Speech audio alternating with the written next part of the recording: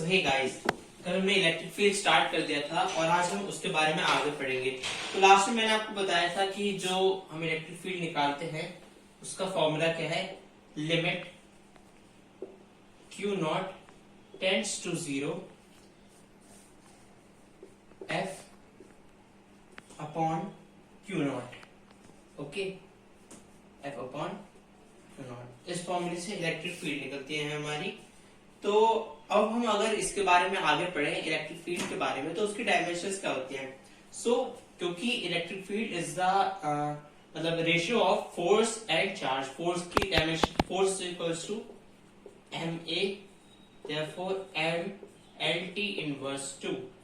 Charge होता है हमारा कूलम्ब्स में और it is Q upon T, क्योंकि मतलब I is equals to Q2 होता है ना हमारा, तो इसलिए जो चार्ज के हमारा आया तो इसमें वो आएगी, जो हमारी डायमेंशन आएगी, it is m/L/T inverse 2 upon C, therefore m/L/T inverse 3 A inverse.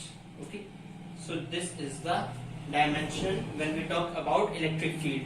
अब इलेक्ट्रिक फील्ड की यूनिट क्या होती है।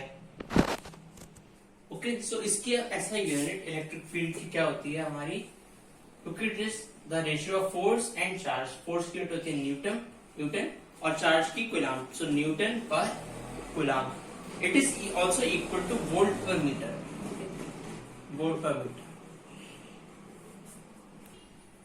अब अगर हम बात करें electric field of A system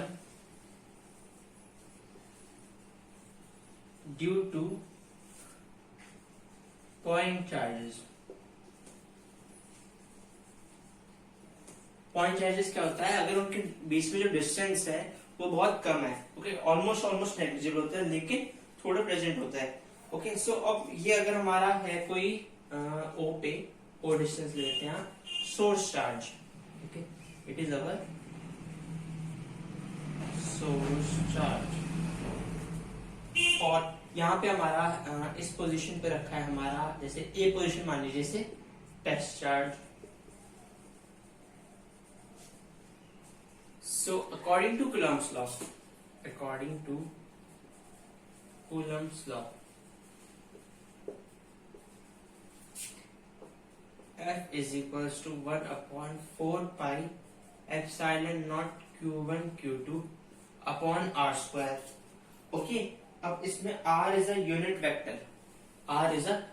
vector from ये यहाँ से यहाँ तक का, और इसका डिस्टेंस हमने O से A तक R मान लिया, और डायरेक्शन हम इसकी देंगे from O to A।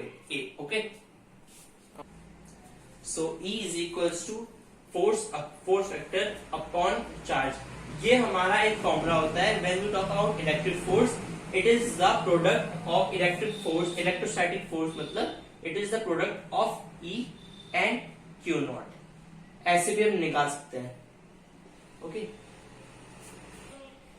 Okay, सो मैंने अब आपको फॉर्मूला बता दिया, E इज इक्वल्स टू ये F अपॉन Q। अब मैं अगर ये हमें पता है, ये आप डायग्राम एक बार नोट कर लीजिए। अगर आपने नोट कर लिया तो मैं आपको ये बता दूं हम इसे आगे कैसे सॉल्व करेंगे। अब इसमें Q नॉट टेंड्स टू 0 है, तो वो ऑलमोस्ट नेग्लिजिबल है। So E is equals to F upon Q naught. So E is equals to 1 upon 4 pi epsilon naught. अब यहाँ पे बस हम एक, क्योंकि Q नॉट नेग्लिजिबल है तो इसे बस Q को कंसीडर करेंगे अपॉन R स्क्वायर, जो कि एक यूनिट वेक्टर है। सो इससे हमें पता चलता है कि अगर हमें एक की निकालनी हो ड्यू टू पॉइंट चार्ज तो वो ऐसे निकलती है। अब इससे ये भी बात क्लियर होती है that electric field is inversely proportional to the square of distance between them. तो आपको अपने सामने बोर्ड पे दिख रहा है कि न्यूमेरिकल हमने लिखा हुआ है। सो अब इसे सॉल्व करते हैं। तो अभी आप लोग सॉल्व मत करिए, मैं आपको बताता हूँ कैसे क्वेश्चन हम सॉल्व करना है। तो पहले क्वेश्चन हमारे पास ये गिवन है कि assume that the charge on an atom is distributed uniformly in a sphere. यानी अगर ये कोई स्फीयर है हमारे पास तो उस पर चार्ज यूनिफॉर्मली डिस्ट्रीब्यूटेड है।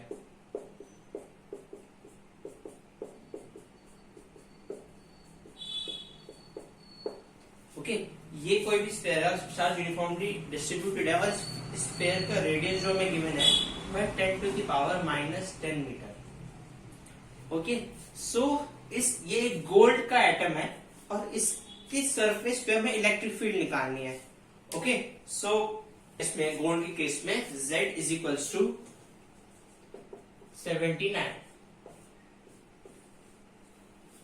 सो अब हमें चार्ज निकालना है, तो Z of an electron is equal. So अब आप लोगों ने देख लिया होगा क्वेश्चन, तो मैं एक बार इसे इरेज कर देता हूँ, चाहे आप लोग इसका स्क्रीनशॉट ले लीजिए या फिर पॉज कर लीजिए।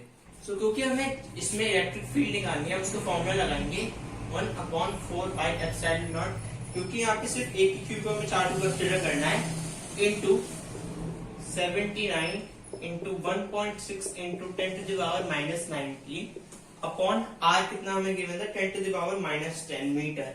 मीटर में था तो हमें कोई इसमें चेंज नहीं करना, बस इसे ऐसे लगा देंगे 1/4 इंटू 3.14 एप्सिलॉन नॉट की वैल्यू, मतलब ये हमारी टोटल में जब गिवन होती है 1/4 पाई एप्सिलॉन नॉट, क्योंकि के की वैल्यू होती है 9 तो हम उसे एज इट इज छोड़ देंगे।